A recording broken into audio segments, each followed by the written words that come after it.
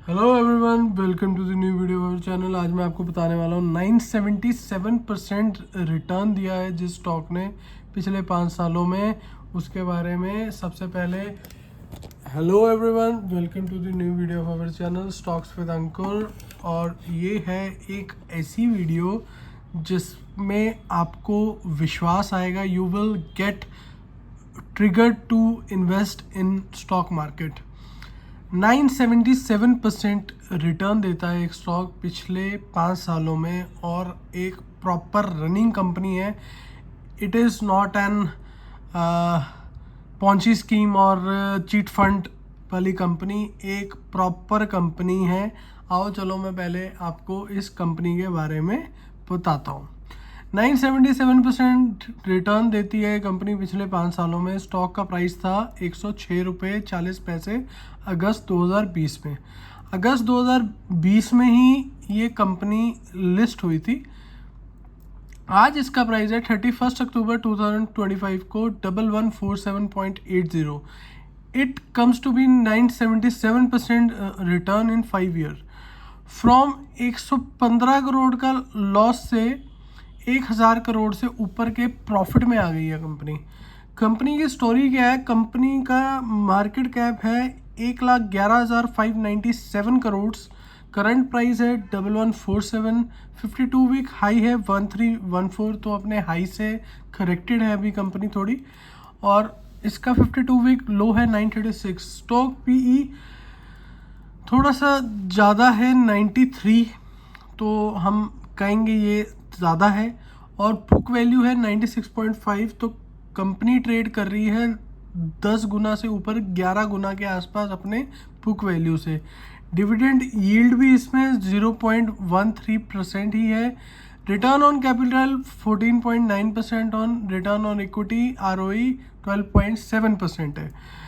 Face value company जो पर share है वो है 10 रुपीज़।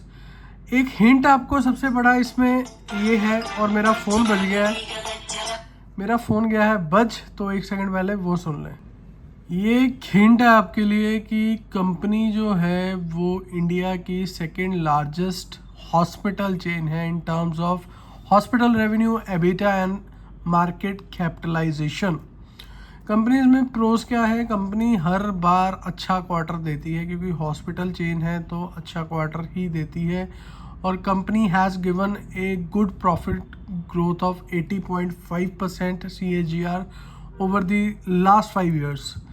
कंपनी के कॉन्स क्या हैं? कंपनी जो मैंने आपको पहले ही बताया कि 11 गुना, मतलब कि multiplication of the key book value है। और रिटर्न ऑन इक्विटी थोड़ा सा की लो है 13.9।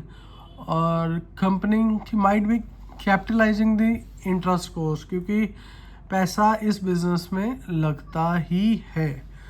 तो चलो आ जाते हैं और स्टैट्स के ऊपर इस कंपनी के। और आखिरी में मैं आपको रिवील करूंगा इस कंपनी का नेम। आगे आप देख सकते हैं इसमें और इन्वेस्ट करना है कि नहीं करना।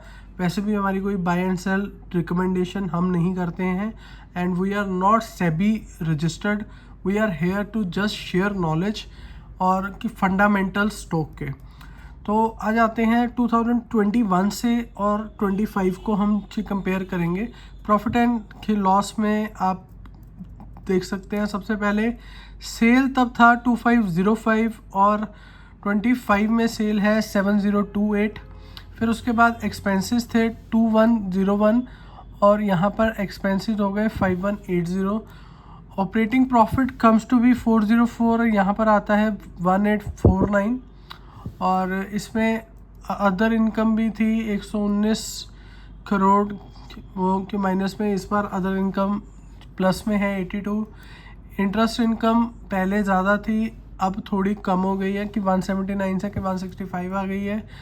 और पहले ये कंपनी घाटे में थी, -69 करोड़ प्रॉफिट बिफोर टैक्स था, जो अब 1406 करोड़ रुपए हो चुका है।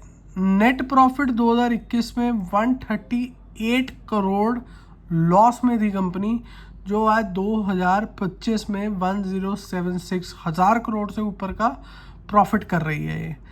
ठीक है। डिविडेंड तब कंपनी देती ही नहीं थी, जब पैसा ही नहीं बन रहा था तो कहाँ से देना था। And today it is giving 14% dividend. Sales growth की हम बात करते हैं तो पिछले 5 साल में सेल ग्रोथ हुई है 46%, 3 साल में हुई है 21%। प्रॉफिट ग्रोथ आप यहाँ पर देखिए 81% प्रॉफिट कंपाउंडली ग्रो हुआ है। स्टॉक का जो प्राइस CAGR हुआ है वो 5 साल में 61%, 3 साल में 36%, 1 साल में 13%। रिटर्न ऑन इक्विटी 5 साल में 12% है, थोड़ा सा कम है। अब आप देखेंगे इसकी बैलेंस शीट में भी आपको कुछ चीज़ें मैं बताना चाहूँगा। मार्च 21 से 25 वही हमारा कंपैरिजन रहेगा। इसमें 2-3 चीज़ें जो हमने देखनी होती है। एक तो सबसे पहले होता है बोरोइंग। आप देखिए तब ये अप्रॉक्सीमेटली 1100 करोड़ रुपए ये बोरोइंग कर रहे थे और आज ये 3000 करोड़ से ऊपर हैं। और उसके बाद अदर लायबिलिटीज़ में इनकी लगभग 1000 करोड़ रुपए बढ़ चुकी है। 1803 करोड़ से 2795 करोड़ तक ये आ गए हैं। ट्रेड पेबल्स जब आपका काम बढ़ता है तो ये तो बढ़ते ही हैं, ये कोई इतना कंसर्निंग पार्ट कि नहीं होता। 436 से 808, ठीक है। और इसमें आप देख सकते हैं अदर लायबिलिटीज़ में 1344 से बढ़ के 1920। अब इसमें ये तो होगी आपकी टोटल लायबिलिटीज़ जो तब 8543 करोड़ थी वो बढ़ के हो गई है 15186 करोड़, तो लगभग डबल हो गई है। डबल से थोड़ा सा आप कम इसे कह सकते हैं। फिक्स एसेट जो उनसे आपके थे तब 6500 करोड़ के आसपास थे, जो बढ़ के 11500 करोड़ के आसपास हो गए हैं। जिसमें से आप देखेंगे ये मैंने इसे इलेबोरेट करा है कि इस पॉइंट को, लैंड बहुत बड़ा फैक्टर होता है एक हॉस्पिटल में, क्योंकि ये अपनी लैंड लेके ही हॉस्पिटल बनाते हैं। तो ये पहले लगभग 400 करोड़ के आसपास लैंड थी जो अब 2100 करोड़ के आसपास हो गई है। एंड जो बिल्डिंग मतलब फिक्स एसेट में एक आपका पार्ट आता है लैंड, एक आता है बिल्डिंग और तीसरा आएगा प्लांट मशीनरीज और चौथा आएगा equipments. These 4 are the main points. अब आपकी लैंड देखेंगे तो वो आपकी 5 गुना हुई है। आप उसके बाद की बिल्डिंग देखेंगे वो भी आपकी 3 गुना हुई है। एंड फिर आप प्लांट मशीनरी देखेंगे वो भी यहाँ पर कि बढ़ के आई है। इक्विपमेंट्स में अप्रॉक्सीमेटली 3 टाइम्स हो गए हैं। कंप्यूटर्स जो आपका फिक्स एसेट्स की तरह ही होते हैं, ये फिक्स एसेट्स के अंदर ही आ रहे हैं। 27 करोड़ से 114 करोड़ हो गए हैं। फिर ये कि फर्नीचर्स एंड फिटिंग्स आप देख सकते हैं, इसमें ये बहुत ज़्यादा खर्चा कि नहीं करते हैं। तब 89 करोड़ था, आज 101 करोड़ है, लेकिन बहुत ज़्यादा उसमें फ़र्क नहीं आया। व्हीकल्स में आ जाता है एम्बुलेंसेस पे, तो तब आप देखिए 18 करोड़ से लेके 73 करोड़ वो हो चुका है। इनटेंजिबल एसेट्स भी थोड़े बढ़ के आए हैं, 3000 करोड़ से बढ़ के 3977 ये हो गया अदर एसेट्स, ठीक है। तो ये बाकी कोई चीज़ें इतना आपको देखने की ज़रूरत नहीं होती। ये आप देख सकते हैं ट्रेड रिसीवेबल 366 करोड़ था, आज 687 करोड़ हो गया, ठीक है। टोटल एसेट्स आपकी की बैलेंस शीट यहाँ हो गई मैच। तो मैं फटाफट आपको अब इसका कैश फ्लो बता देता हूँ। Cash flow from operating activities March 21 में 118 करोड़ था, जो अब 1459 करोड़ हो गया। इन्वेस्टिंग एक्टिविटीज़ से तब पैसा आता था, अब पैसा नहीं आ रहा है। फाइनेंसिंग एक्टिविटीज़ से भी तब पैसा आता था, अब नहीं आ रहा है। तो अब ये कंपनी कैश फ्लो नेगेटिव हो गई है, 319 करोड़ नेगेटिव हो गया है कैश फ्लो इसका।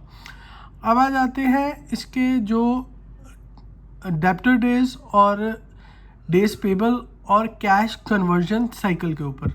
डेब्टर डेज आप देख सकते हैं जिस कंपनी का इन्होंने पैसा देना है, पहले 53 डेज़ में देते थे, अब 31 डेज़ में देते हैं। इन्वेंट्री डेज भी कम हो गए हैं, डेज पेबल भी इधर कम हो गए हैं। कैश कन्वर्जन साइकिल पहले -187 था, वो थोड़ा सा मतलब करेक्ट हुआ है कि ये कि -164 डेज आ गया है, और कि वर्किंग कैपिटल की लगभग सेम ही है, और रिटर्न ऑन कैपिटल एम्प्लॉयड लगभग डबल हो गया है। ये है इस स्टॉक का सारा चार्ट। अब बारी आ जाती है शेयर होल्डर में आपने क्या चेंजेस किए हैं।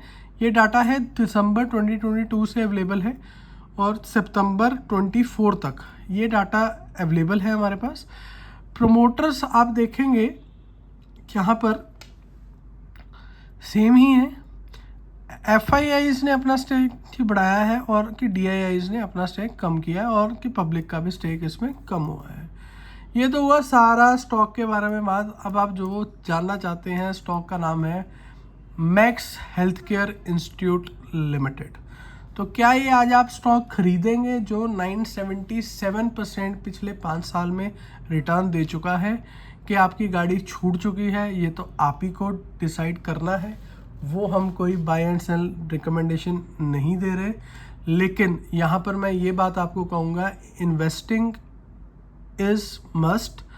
कोई भी स्टॉक ऐसा निकल सकता है जिसमें आपको अच्छी रिटर्न आ सकती है। This is it, we are signing off for the Max Healthcare Institute Limited. 977% ये स्टॉक आपका बढ़ गया है पिछले 5 साल में, तो आपको अब डिसाइड करना है लेना है कि नहीं लेना है। This is Ankur Malhotra signing off. Jai Hind, keep smiling and keep investing सोच समझ के। Thank you.